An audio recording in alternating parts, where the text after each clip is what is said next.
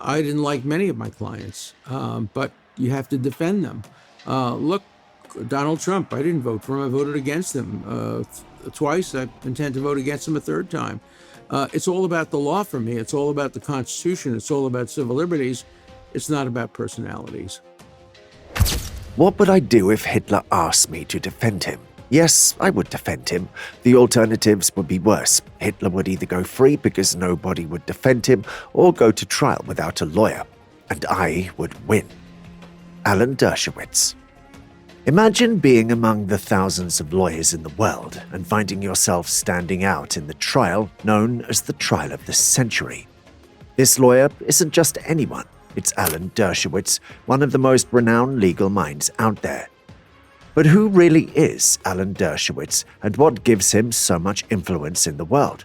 Is it because he represented some of the richest criminals in history, or perhaps because of his controversial opinions? Let's get a deep dive and unfold the story.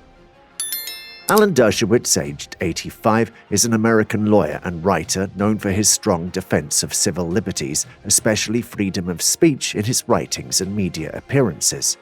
He's often been in the spotlight for his controversial stands and has been involved in many significant legal cases. This widely respected lawyer has written over 1,000 articles for various publications, including the New York Times Magazine, the Washington Post, the Wall Street Journal, and the Harvard Law Review. He's also authored more than 50 books, among them notable titles such as The Case for Israel, Letters to a Young Lawyer, and Chutzpah, which was the New York Times #1 bestseller. In addition to his other accomplishments, he's recognized as a prominent law professor, particularly in U.S. constitutional law and American criminal law. He held a teaching position at Harvard Law School from 1964 to 2013 and was appointed as the Felix Frankfurter Professor of Law in 1993. It was a very divisive case. People hated him, hated me for representing him. It was divided along racial lines. I would go to the airport and somebody would run up and hug me and say, "Oh my God, it's so great that you're defending Simpson." And inevitably that person was African American, or somebody would come up and spit at me. But what truly solidified his status as a towering figure in the legal world? What sets him apart as one of the foremost lawyers of our time? Let's find out. 1. Taking the case of OJ Simpson. So Trump is saying he definitely will testify. Alan, do we believe that, and should he? Of course he won't testify. 100% certainty. His lawyers will tell him he can't testify.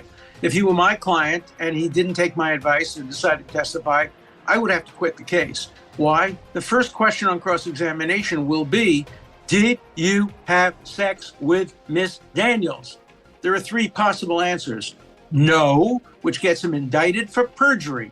Perjury, a really serious case. Yes, which is obviously not helpful. Or, I don't remember. I've had sex with so many porn stars, I really can't. There is no possibly good answer to that question. In the OJ Simpson case, he wanted to take the stand. I told him I would quit the case if he took the stand. In the late 1960s, Alan began tackling high-profile cases, initially defending students facing expulsion for protesting the Vietnam War. He instantly aligned himself with the American Civil Liberties Union, ACLU for short. One of his early victories came in the case of actor Harry Reams. Alan successfully appealed Reams' 1976 conviction on federal charges of conspiracy to distribute pornography across state lines. Reams had starred in the adult film Deep Throat in 1972, and Alan's defense played a pivotal role in overturning the verdict. His career reached its peak when he took on the case of Orenthal James Simpson, better known as OJ Simpson. Simpson, a former American football player in the NFL for 11 seasons, primarily with the Buffalo Bills, and an actor, was accused of murdering his ex-wife Nicole Brown and her friend Ronald Goldman. While Alan wasn't the sole defender in Simpson's case, he played a pivotal role in Simpson's defense as part of what was dubbed the Dream Team. This high-profile trial became one of the most watched events in U.S. television history, attracting over 150 million viewers eager to witness the verdict. Due to the gravity of this case, it was also called the trial of the century. However, despite multiple trials, all thanks to the Dream Team, Simpson ultimately walked free from all charges. Upon Simpson's death from cancer on April 10, 2024, Alan Dershowitz remarked that during the trial period, he had come to know Simpson very well and expressed his belief that the police had attempted to frame Simpson in the murder of his ex-wife and her friend for uncertain motives. Reflecting on Simpson's passing, he shared, "I'm upset that he died." 2. The case of Jeffrey Epstein. Okay, and as you're going through the actual case, did you feel that Epstein was guilty or no? I told you, I can't ever tell you whether I think my clients are guilty. He pleaded guilty to one count of underage and one count of above age, and he got a sentence for that.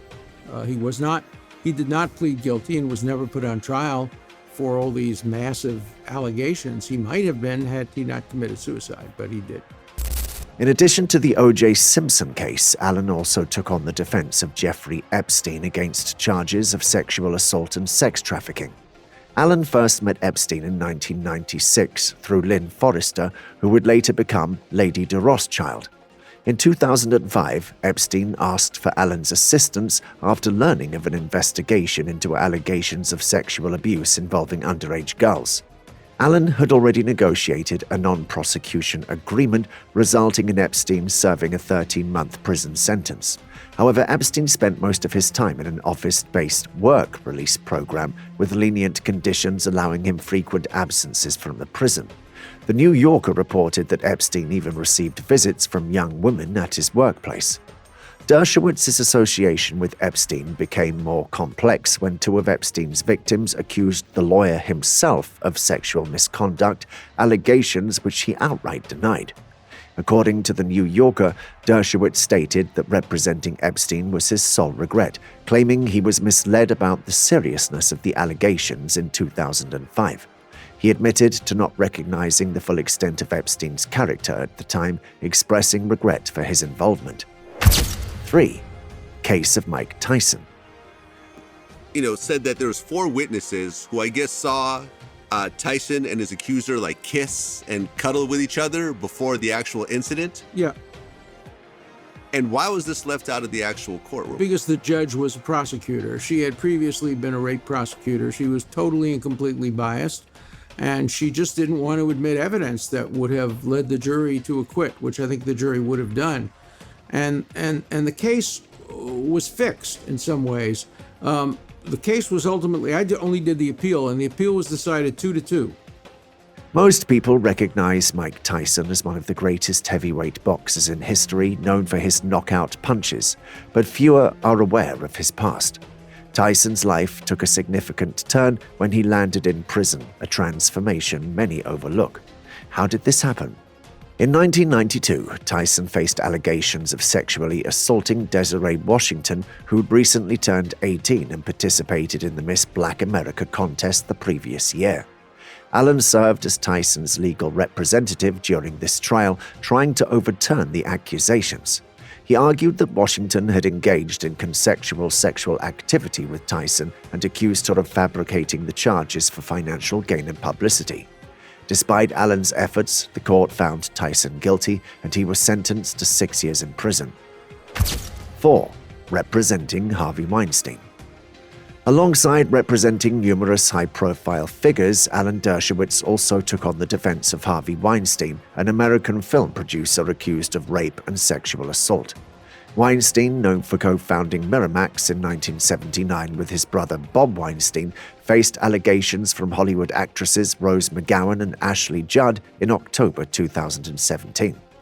These accusations included claims that Weinstein forced women into massaging him and watching him naked, promising career advancements in exchange for sexual favors. As the allegations intensified, Weinstein's defense team reached out to Alan Dershowitz in February 2019 for his expertise in constitutional law and rights. Alan was asked to consult on constitutional issues concerning certain email correspondence. Despite Alan's best efforts to defend Weinstein, the weight of evidence against him proved to be much higher, and as a result, in March 2020, Weinstein was found guilty and sentenced to 23 years in prison. On top of representing some of the most famous figures as a defense lawyer, Alan Dershowitz is renowned for his controversial opinions. One such instance was when he represented former President Donald Trump in 2020 during his first impeachment case, which charged him with abuse of power and obstruction of Congress. Although Trump was ultimately acquitted of both charges, while defending the former president, Dershowitz stated to NBC News, "If a president does something which he believes will help him get elected in the public interest, that cannot be the kind of quid pro quo that results in impeachment." This support claim has been the subject of a very heated debate, with some people claiming it to be outrageous and some claiming it to be true. President Trump even began to get a fair jury here. Before I turn to that, I just want to say one thing about the prior segment. I think this is an area where liberals and conservatives, good liberals, true conservatives, can really get together and demand a warrant requirement for FISA applications. Also, demand that the defense have an opportunity to, or people have an opportunity to challenge the warrant in every way. This is an area where every civil libertarian, it should cross party lines, every civil libertarian should be concerned. We need to have spying, but we need to have controls over our spying. But what's more astonishing is that despite giving controversial opinions and being labeled as an advocate of the devil, Professor Dershowitz himself faced accusations of sexual abuse. Virginia Jeffery, a victim of convicted pedophile Jeffrey Epstein, claimed she was trafficked by Epstein to Dershowitz between 2000 and 2002. However, Alan outright denied her claims. In 2019, Jeffery sued him for defamation, alleging that he had defamed her by denying her claims and implying that she and her lawyers were attempting to extort money. Her attorney, David Boies, also sued Dershowitz for defamation. In response, Dershowitz filed counter-defamation claims against Jeffery and Boies. Despite his long denial of her claims, the lawsuit was dropped after Alan was cleared of involvement in any of Jeffrey's crimes. Dershowitz stated, "The resolution does not involve the payment of any money by anyone or anything else." And these are a few of Alan Dershowitz's notable cases where he served as a defense attorney. The question remains, was he acquitted of the sexual assault charges, and was it ethical for him to represent such wealthy clients?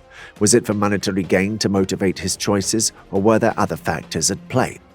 If you enjoyed this video and want to watch more fascinating topics like this, click on the video that's popping up on your screen. Until then, take care and goodbye.